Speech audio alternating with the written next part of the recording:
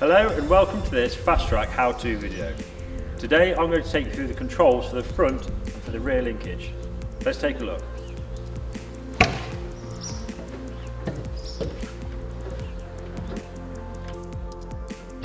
To operate our rear 3-point linkage for fieldwork, we use our main control rocker switch. To lift our linkage, press the rocker switch up.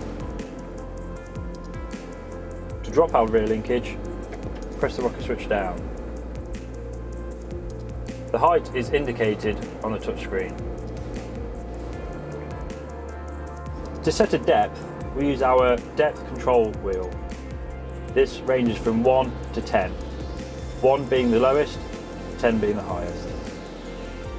To set a height, we go into our armrest controls and use our height control. We also have the functionality to control our rate of drop, as well as draft control. The B-pillar controls are used to attach implements and trailers. To operate the automatic trailer hitch, which is region specific, lift the linkage to 100%. Then use the trailer hitch lever and drop the hitch using the B-pillar. To relatch, lift using the B-pillar control until you hear it click.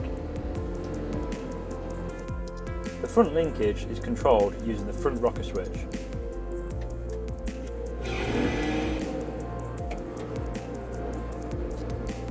The depth wheel for depth control, and then your armrest controls, the height set point, and also the rate of drop. Our front linkage works as a double acting system with power down. To operate the front linkage in float, drop the front linkage and press and hold down on the rocker switch. This symbol here indicates that the linkage is in float. To reactivate power down, press and hold down on front linkage.